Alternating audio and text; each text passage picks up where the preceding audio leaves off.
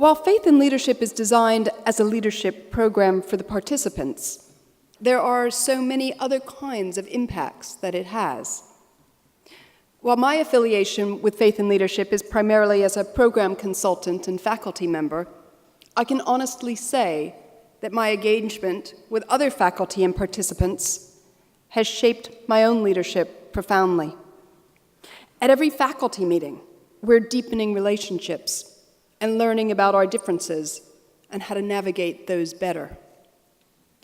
But not only does Faith in Leadership have impact on participants, faculty, and their constituencies, I've seen how the ripple effects go far beyond, to very senior levels. I cannot think of a better example than the relationship that has developed over the years between two intellectual powerhouses. Professor David Ford, Regius Professor of Divinity Emeritus of University of Cambridge, and Dr. Chinmay Pandya, Pro-Vice Chancellor of DSVV University in Northern India.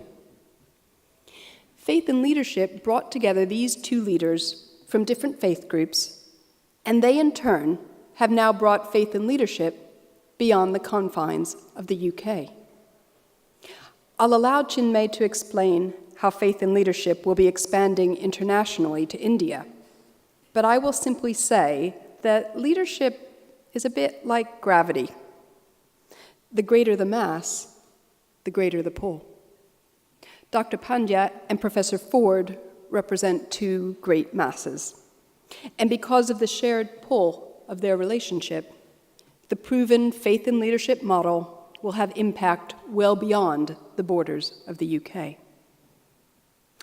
Before he comes onto the stage, let me introduce Dr. Chinmay Pandya. As I said, he is Pro-Vice Chancellor of DSVV University in Northern India.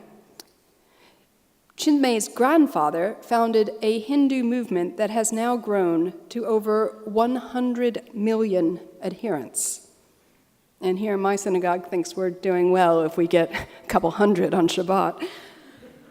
Dr. Pandya was a senior NHS psychiatrist for many years, specializing in the treatment of Alzheimer's disease here in London.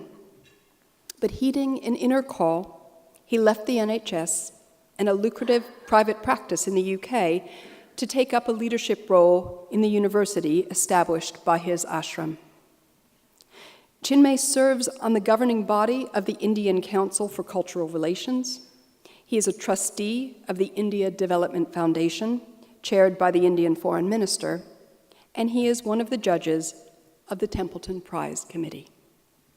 A truly significant personality in India and beyond, I'm very privileged to invite him, as well as Professor Ford, to come to the dais.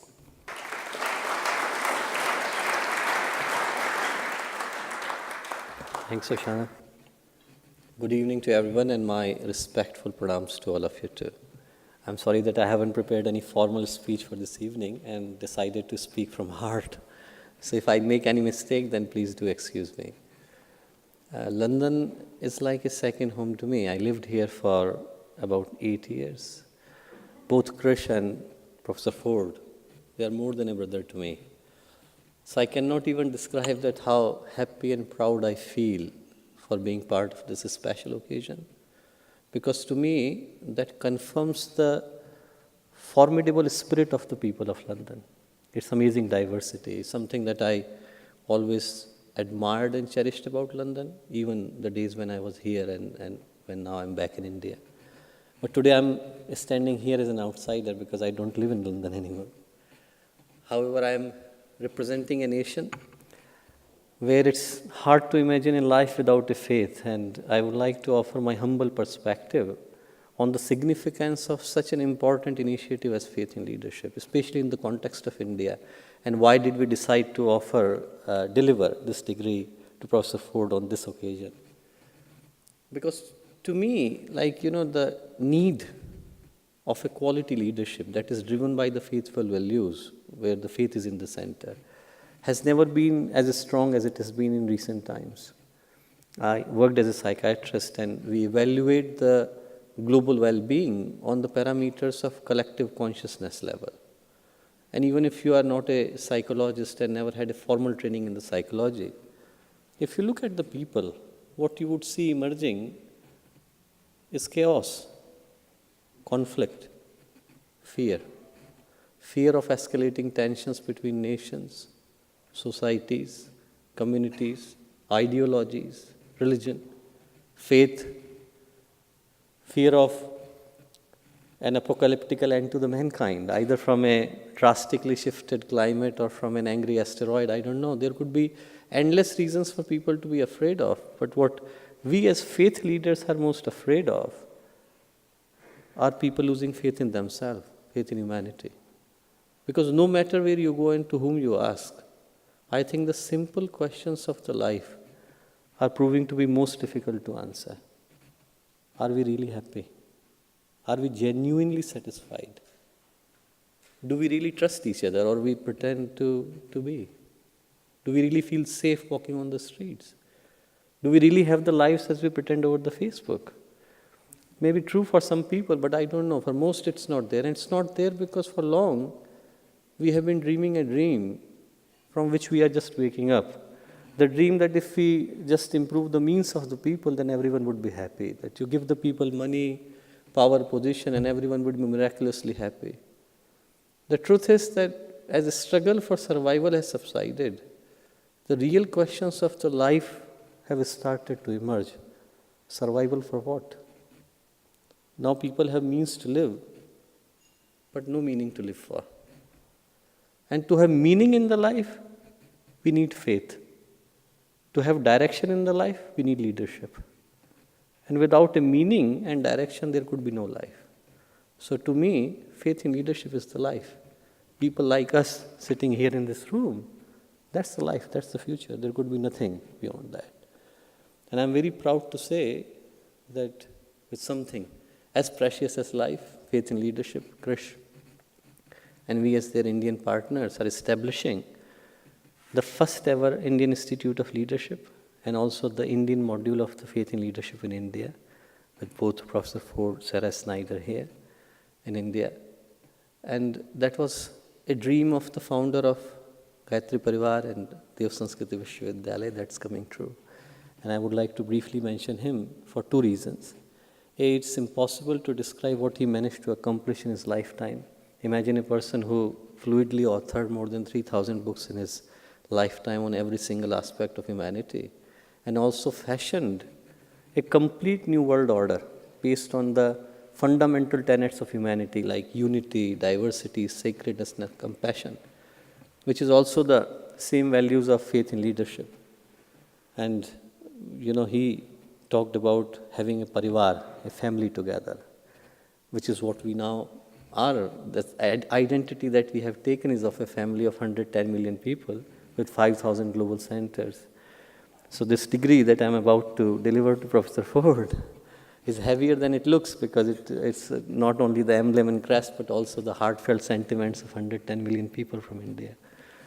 So I'm also thankful to Faith in Leadership for introducing us to Professor Ford, also to Krish. I may be able to say many things about Professor Ford, but I see him as my father, and I see him with all my deepest affection and reverence. In the last convocation, in the most recent convocation, the degree was conferred to him in India for his exceptional work in ecumenical theology and scriptural reasoning. But what made it special was this was the first ever recognition of this stature ever conferred by a Vedic education-based University of India to an international scholar of Christian tradition. And I don't think nothing could have been a more fitting place for this to be delivered than a gathering where all faiths are congregated in one room. And I also remember that first time I met him in 2014 in British Library with Krish. And I shared one Vedic aphorism with him, which says, Vasudhaiva Kutumbakam. And it means humanity can never be divided. We are all part of one single family. So he said to me that, Chinmay, if world has to become one, then we should start building bridges now. So I think it's safe to say that paper looks thin, but it is stronger than a brick because it is holding a bridge between India and the West. So with that feeling and gratitude to all of you for so patiently listening to me, on behalf of Dev Sanskriti Vishwavidyalaya, Honorable Chancellor, all the people of India, I am delivering this highest degree of India to Jesus Professor David Ford.